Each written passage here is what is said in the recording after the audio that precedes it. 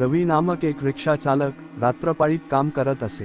त्याचं म्हणणं होतं की रात्रीचे प्रवासी कमी असले तरी बक्कळ पैसे मिळतात।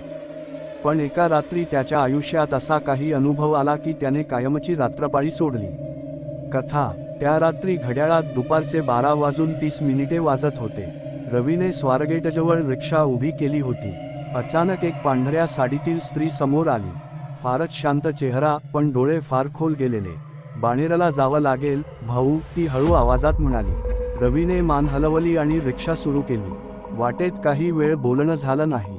सिंहगड रोडवर आल्यानंतर रवीला जाणवलं की रस्त्यावर एकही वाहन नाही। संपूर्ण परिसरात निपचित शांतता। तेवढ्यात मागून ती स्त्री बोलली, थोडं पुढे वळ, जुनं स्मशान आहे तिथे। रवी चकित झाला, पण काही कारण नसताना त्याने तसं केलं। एका क्षणी रिक्षा बंद पडली। रवीने खाली उतरून पाहिलं, काहीतरी विचित्र होतं। इंजिन थंड आणि जणू काही ते चाललेलंच नव्हतं। जेव्हा तो परत फिरला तेव्हा रिक्षात कोणीच नव्हतं। स्त्री नाही, सामान नाही, काहीच नाही। हातापाय गारठले। तो झपाट्याने इंजिन सुरू करून तिथून निघाला। घरी पोहोचल्यावर त्याला ताप आला। 3 दिवस बोलू शकला नाही। पुढे कळलं की 10 वर्षांपूर्वी बाणेरजवळ एका स्त्रीचा अपघात झाला होता।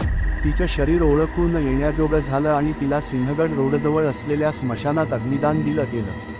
तेव्हापासून अनेक रिक्षा चालक सांगतात की मध्यरात्री बाणेरच्या वाटेवर एक स्त्री लिफ्ट मागते। शेवटचा धागा: रवीने आजतागायत पुन्हा कधीही सिंहगड रोडवर रात्रपाळीत रिक्षा चालवलेली नाही। हवी